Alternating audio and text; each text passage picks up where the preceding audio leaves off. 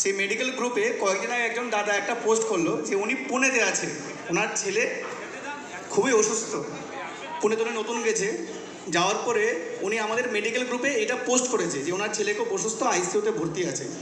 সঙ্গে সঙ্গে ওখানকার পুনেতে, যেখানে একটা অপরিচিত জায়গা ওনার জন্য, বিপ্লব চক্রবর্তী নিয়ে একজন দাদা ওনাকে ফোন করলো।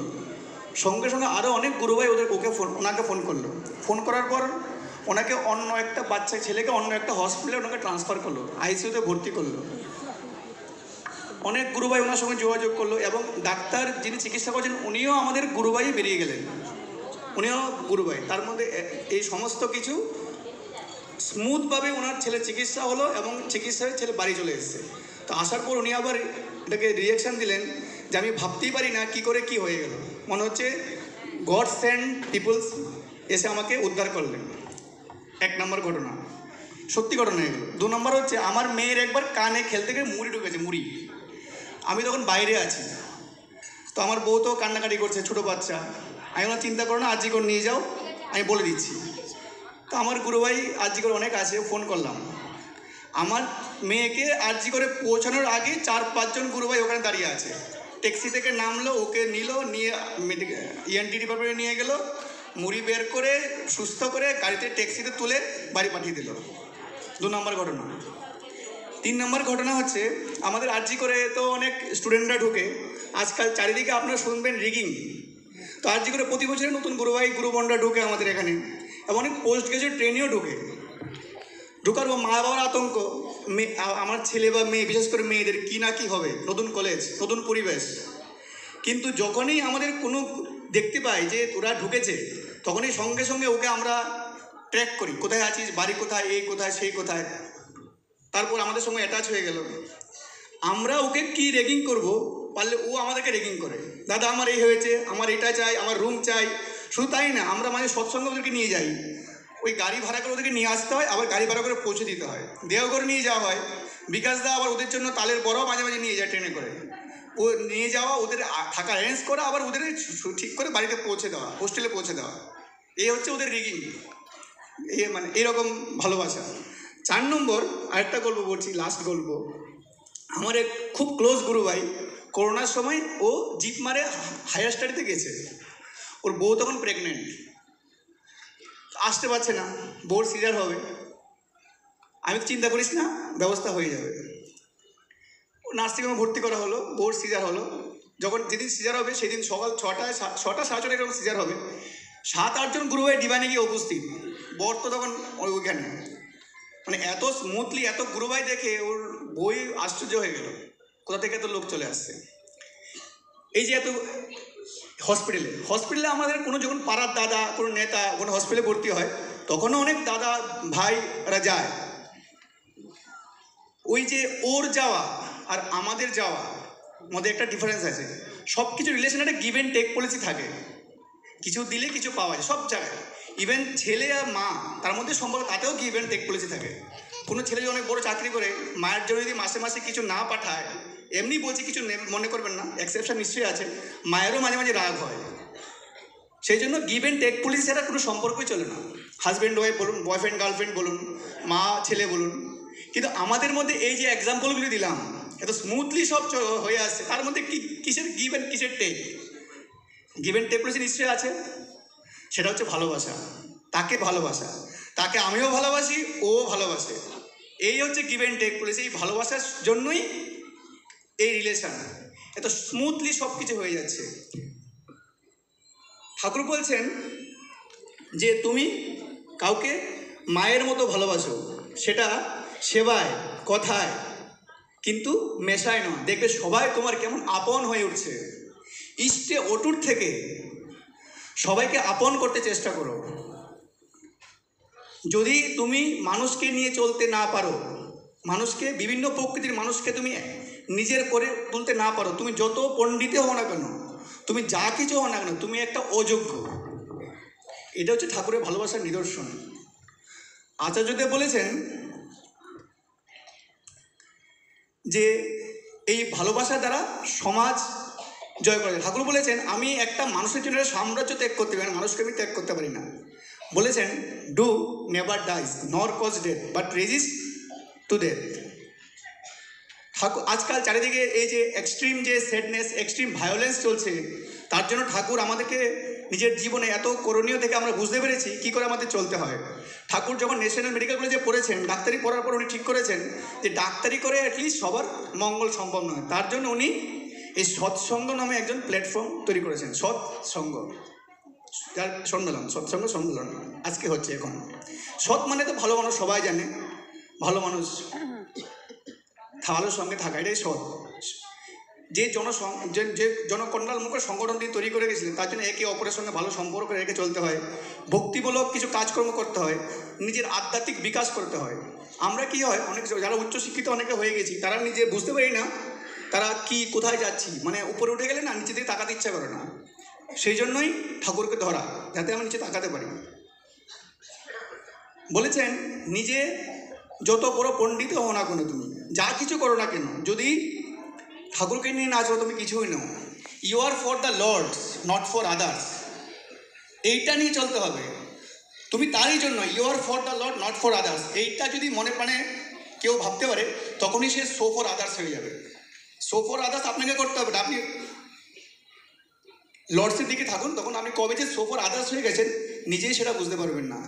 অনেক জ্ঞানী ঠাকুর বলছে, জ্ঞানী মানুষ, তুমি যত বড় বিদ্যানী হও না কেন, যদি তুমি তার নয় হয়, তাহলে তুমি বিকৃত, তাহলে তুমি অহংকার, তখন তোমার অহংকার জন্ম নেয়।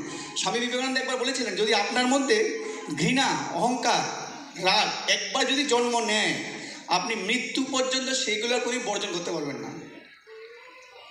সেই জন্য আমাদেরকে সবসময় এগুলো থেকে দূরে থাকতে হয়, সৎসঙ্গ করতে হয়। আচার্যদেব বলেছেন এক জায়গায় যে খারাপ লোকেদের সঙ্গে যে কেউ যদি সঙ্গ করে, তার আচরণের মধ্যে সেগুলি ফুটে ওঠে। সে যতই ভক্তি করুক, যতই গান করুক, যতই ভজন করুক, যদি তার সঙ্গ ঠিক না হয়, তাহলে সে ঠিক হতে পারে না। সেই জন্যই আমাদের সৎসঙ্গের এই উপকারিতা।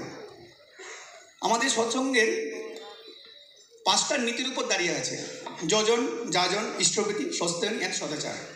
যজন মানে নিজে জানা, নিজে করা; যাজন মানে অন্যকে উদ্বুদ্ধ করা; ইষ্টভীতি মানে ইষ্টকে ভরণ। অবিন্দাদা এক জায়গায় বলেছিলেন যে আগেকার অনেক ধর্মের মধ্যেই এইসব আছে, যেমন জৈন ধর্মে আছে, খ্রিস্ট ধর্মে আছে। টাইট বলা হয়, আপনার যা আয় তার 1/10 দিতে হয়। মুসলিম ধর্মে যেটাকে বলে জাকাত, আপনার যে টোটাল আয় তার 2.5% আপনাকে দিতে হয়। কিন্তু আমাদের হিন্দু ধর্মের মধ্যে, সনাতন ধর্মের মধ্যে কিছু ছিল না। তার জন্য ঠাকুর আমাদের জন্য ইষ্টভীতি শুরু করেছেন।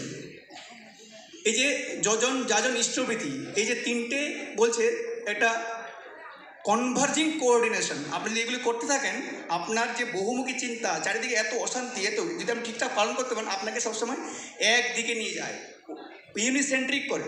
সেই জন্যই আমাদেরকে সবসময় ইষ্টভীতি, যজন, ইষ্টভীতি করে অবশ্যই পালন করতে হয়।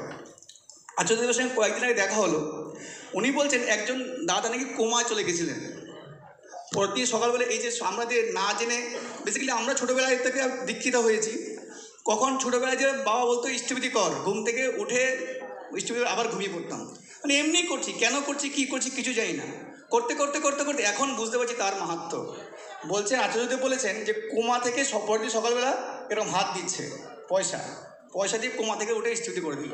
আচার্যদেবের কথা, এই হচ্ছে তার মাহাত্ম্য। তারপর যে আমাদের যে এই যে সৎসঙ্গ, তার প্রিন্সিপাল কিন্তু হচ্ছে যে ধর্ম, মেন প্রিন্সিপাল হচ্ছে ভালোবাসা। তাকে শুধু ভালোবেসে যেতে হয়, এটাই প্রিন্সিপাল, তার উপরে দাঁড়িয়ে আছে। তার উদ্দেশ্যটা কি, আমরা কেন সৎসঙ্গ কি? একবার সারা ওয়ার্ল্ডে একটা আমি পড়েছিলাম, একটা পেপার হয়েছিল, যারা 90 থেকে 100 বছর বয়স, যারা খুবই উচ্চশিক্ষিত, সব দিক দিয়ে যারা সফল, তাদেরকে নিয়ে একটা স্টাডি হয়েছিল, যাদের বয়স 90 থেকে 100 বছর, যারা মানে কিছুদিন পরেই মানে জীবনের শেষ সময় তারাও চলে এসেছেন। ওদেরকে বলা হয়েছিল, আপনি এত সফল হলেন, এত কিছু হলেন, আপনি বলুন যে ছেলে মেয়েদের কী নিয়ে ভাবনা চিন্তা করা উচিত, কী নিয়ে ওদেরকে বাঁচা উচিত। বলছে সবাইকে সবসময় চিন্তা করতে হবে যে আমি যে আনন্দে থাকতে পারি। আমাদের ছোটোবেলা আমাদের ছেলে মেয়েদের কী বলি, ভালো করে পড়াশোনা কর, উন্নত হতে হবে, এই হতে হবে, সেই হতে হবে, ডাক্তার হতে হবে, ইঞ্জিনিয়ার হতে হবে, কিন্তু না, তারা বলছেন আমরা যাতে আনন্দে সারা জীবন কাটাতে পারি সেই চিন্তাই সবাইকে করা উচিত। তার জন্য ওরা কিছু বিধানও বলেছেন কি করে জীবনে আনন্দে থাকা যায়। বলেছেন আপনাকে সবার আগে ঠিক করতে হবে একটা ভালো কাজ, একটা আদর্শ, তাকে সবসময় ওই কাজের পিছনে আপনাকে ছুটতে হবে, নাম্বার 1। নাম্বার 2, জীবনে একজনকে আদর্শরূপে আপনাকে বিচার পেতে হবে, আদর্শ যার সব কিছু ঠিক, এরকম আদর্শকে আপনাকে ঠিক করতে হবে। 3 নাম্বার, আপনি যখন ঘুম থেকে প্রতিদিন সকালবেলা উঠবেন আয়নার সামনে দাঁড়িয়ে যাতে ভাবতে পারেন যে আমি কালকে যা করেছি সব ঠিক করেছি, আমি ভুল কিছু করিনি, আয়নার সামনে নিজেকে নিজে বলতে হবে। 4 নাম্বার, আপনি যখন বিপদে পড়বেন, কোনো একটা প্রতিকূলতার মধ্যে দিয়ে যাবেন, তখন আপনার নিজের রিলেটিভ ছাড়া বাকি জানে পাড়ার আরও 2-4টা ছেলে আপনার পাশে এসে দাঁড়ায়, তখনই আপনি জীবনে আনন্দে জীবন কাটাতে পারবেন। এই সবগুলোই উদ্দেশ্য তখনই সফল হবে আমাদের এই সৎসঙ্গের মধ্যে। আচার্যদেব আছেন, আমরা প্রতিদিন সবাই কিছু না কিছু ডিপি ওয়ার্ক করি, ঠাকুরের কাজ করি। শুধু তাই না, আচার্যদেব বলেছেন যে একজন একবার আর্থিক সমস্যার কথা আচার্যদেবকে বলেছেন যে আমি ইষ্ট কাজ করছি, আমার আর্থিক খুব সমস্যা হচ্ছে। মানে এটা হয়তো বলতে চেয়েছেন যে আমি যেহেতু প্রচুর কাজ করছি সেজন্য আমার আর্থিক সমস্যা হচ্ছে। বলেছেন তুমি ইঞ্জিনিয়ার হও, ডাক্তার হও, ব্যবসায়ী হও, যাই হও, শ্রমিক হও, তুমি যদি তোমার কাজটা ঠিকঠাক মতো করতে পারো ঠাকুরের হয়ে কথা, সেটাই তোমার কাছে ইষ্ট কাজ। এটা নয় যে তুমি ডাক্তারি ছেড়ে এই ছেড়ে সেই ছেড়ে তুমি ইষ্ট কাজ করো তারপর তোমার আর্থিক সমস্যা হয়। সেটাই মানে আপনি যে কাজটা করছেন সেটাই যদি আপনি ঠাকুরের কাজ করছেন যদি ভাবতে পারেন সেটাই আপনার ইষ্ট কাজ, আলাদা করে কিছু করার দরকার যদি আপনি প্রচণ্ড ব্যস্ত থাকেন, এটাই উনি বলতে চেয়েছেন। আর যেটা প্রথমেই আমি শুরু করলাম যে চারিপাশে বন্ধুবান্ধব, সে তো আপনাকে এক্সাম্পল প্রথমেই বললাম। এই হচ্ছে আমাদের সৎসঙ্গ, এই হচ্ছে সৎসঙ্গের প্ল্যাটফর্ম। তো আরেকটা জায়গায় একবার আমি দেখেছিলাম যে আমরা তখনই যদি আমরা কিছু কিছু জিনিস পালন করতে পারি, আপনি সারা বিশ্বকে জয় করতে পারেন। সৎসঙ্গের মধ্যে প্রত্যেকটা জিনিসই আছে, 6টা জিনিস, তার জন্য 6টা আছে। একটা হচ্ছে বাকযোগ, বাক, আপনি কথার আপনি কথা যদি কন্ট্রোল করতে পারেন। নাম্বার 2, ক্রোধ, আপনার যদি ক্রোধকে যদি আপনি সংবরণ করতে, ক্রোধ হঠাৎ রেগে যাওয়া।